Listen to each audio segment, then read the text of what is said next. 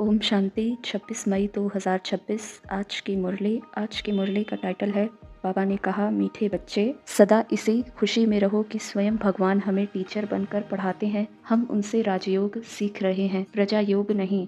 आज की मुरली से प्रश्न है, इस पढ़ाई की खूबी कौन सी है? तुम्हें कब तक पुरुषार्थ करना है? उत्तर, यह पढ़ाई जो बहुत समय से करते आ रहे हैं उनसे नए बच्चे तीखे चले जाते हैं। यह भी खूबी है जो 3 मास की तीखी बुद्धि वाले यानी तीव्र पुरुषार्थी नए बच्चे पुरानों से भी आगे जा सकते हैं। तुम्हें पुरुषार्थ तब तक करना है जब तक पूरे पास न हो, कर्मातीत अवस्था न हो, सब हिसाब किताब छूट न जाए, तब तक तुम्हें पुरुषार्थ करना है। ओम शांति। बच्चे कहाँ बैठे हैं? बेहद के बाप के स्कूल में। बहुत ही ऊंचा नशा होना चाहिए बच्चों को। किसके बच्चों को? बेहद के बाप के बच्चों को अथवा रूहानी बच्चों को। बाप रूहों को ही पढ़ाते हैं, गुजराती व मराठी को नहीं पढ़ाते हैं। वह तो नाम रूप हो गया, बाप पढ़ाते ही हैं रूहों को। तुम बच्चे भी समझते हो हमारा बेहद का बाप वही है जिसको भगवान कहते हैं। भगवानुवाच भी है जरूर, परंतु भगवान किसको कहा जाता है यह समझते नहीं है। कहते भी हैं शिव परमात्मा नमः। परमात्मा तो एक ही है, वह है ऊंचते ऊंच निराकार। तुमको श्री कृष्ण भगवान नहीं पढ़ाते, न पढ़ाया था। तुम जानते हो हम आत्माओं का बाबा हमको पढ़ा रहे हैं। भगवान तो निराकार ही ठहरा। शिव के मंदिर में जाते हैं, उनकी पूजा भी करते हैं, तो जरूर कोई चीज है। नाम रूप से न्यारी कोई चीज थोड़े ही होती है, यह भी तुम अब समझते हो। सारी दुनिया में कोई भी नहीं जानते हैं, तुम भी अभी जानने लग पड़े हो। बहुत समय से जानते आए हो, ऐसे भी नहीं बहुत समय से आने वालों से नए तीखे नहीं जा सकते हैं। यह भी खूबी है, 3 मास के नए बच्चे भी बहुत तीखे हो सकते हैं। कहते हैं बाबा इस आत्मा की बुद्धि बहुत तीखी है। नए जब सुनते हैं तो बड़े गदगद होते हैं तो सब गार्डली स्टूडेंट। निराकार बाप ज्ञान का सागर पढ़ा रहे हैं, भगवानुवाच भी गाया हुआ है, परंतु कब वह भूल गए हैं। अभी तुम बच्चे जानते हो ऐसे भी कोई होते हैं जिनका बाप टीचर होता है, परंतु वह सिर्फ एक ही सब्जेक्ट पढ़ाएंगे, दूसरी सब्जेक्ट के लिए दूसरा टीचर पढ़ाएंगे। यहाँ तो बाप सब बच्चों का टीचर है।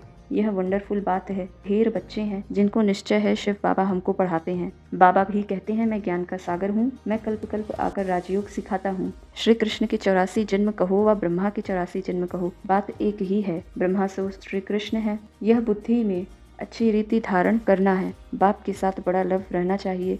हम आत्माएं उस बाप की बच्चे हैं। परम पिता परमात्मा आकर हमको पढ़ाते हैं। श्री कृष्ण तो हो न सके, ऐसे थोड़े ही श्री कृष्ण ने पढ़ाया होगा, ताज आदि उतार कर आया होगा। अब पढ़ाने वाला तो बुजुर्ग चाहिए। बाप कहते हैं मैंने बुजुर्ग तन लिया है, यह फिक्स है। शिव बाबा ब्रह्मा द्वारा ही पढ़ाते हैं, कहते भी हैं बरोबर परम पिता परमात्मा ब्रह्मा द्वारा स्थापना करते हैं। अब ब्रह्मा कहाँ से आया यह समझते नहीं है। बाप बैठ घड़ी घड़ी बच्चों को सुजाग करते हैं, माया फिर सुला देती है। अब तुम सम्मुख बैठे हो, समझते हो कि मैं तुम्हारा रूहानी बाप हूँ, मुझे जानते हो ना। अभी तुम बच्चों को यह खातिरी है कि ये सारी पुरानी दुनिया खत्म होनी है। मनुष्यों को यह ज्ञान अच्छा भी लगता है, परंतु बुद्धि में कुछ भी बैठता नहीं। तुम्हारी बुद्धि में है नर्क के बाद स्वर्ग आएगा। सतयुग के देवी देवता होकर गए हैं। यह लक्ष्मी नारायण भारत के मालिक थे, चित्र हैं। सतयुग में है आदि सनातन देवी देवता धर्म। अभी अपने को देवता धर्म कहलाते नहीं है, उसके बदले हिंदू कह देते हैं। बाप कहते हैं मुझ ज्ञान के सागर के बच्चे सब काम चिता पर बैठ बेचारे एकदम जल गए हैं। अब फिर उनको ज्ञान चिता पर बिठाते हैं। ज्ञान चिता पर बिठाए स्वर्ग का मालिक बनाते हैं। काम चिता पर बैठने से बिल्कुल ही काले बन गए हैं। श्री कृष्ण को श्याम सुंदर नाम दिया है, परंतु अर्थ कोई समझ नहीं सकते।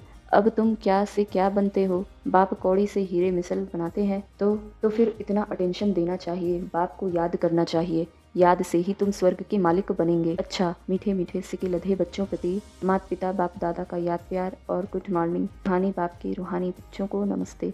हम सभी रूहानी बच्चों की रूहानी माता पिता बाप दादा को याद प्यार, गुड मॉर्निंग, नमस्ते। शुक्रिया बाबा, शुक्रिया। धारणा के लिए मुख्य सार।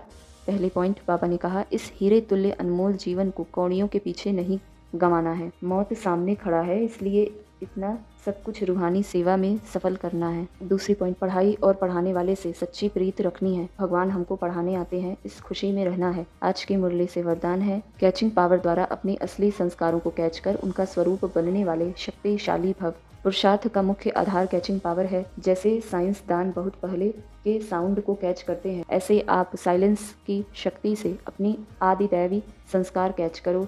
इसके लिए सदैव यही स्मृति रहे कि मैं यही था और फिर यह बन रहा हूँ। जितना उन संस्कारों को कैच करेंगे उतना उसका स्वरूप बनेंगे। 5000 वर्ष की बात इतनी स्पष्ट अनुभव में आए जैसे कल की बात है। अपनी स्मृति को इतना श्रेष्ठ और स्पष्ट बनाओ, तब शक्तिशाली बनेंगे। आज की मुरली से स्लोगन है, ब्राह्मण जीवन का श्वास खुशी है। शरीर भल चला जाए लेकिन खुशी न जाए।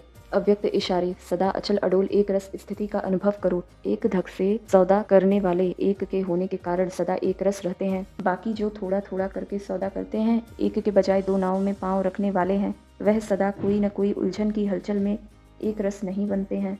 इसलिए सौदा करना है तो सेकंड में करो, दिल के टुकड़े टुकड़े नहीं करो। बाबा कह रहे हैं इसलिए सौदा करना है तो सेकंड में करो, दिल के टुकड़े टुकड़े नहीं करो। अच्छा, ओम।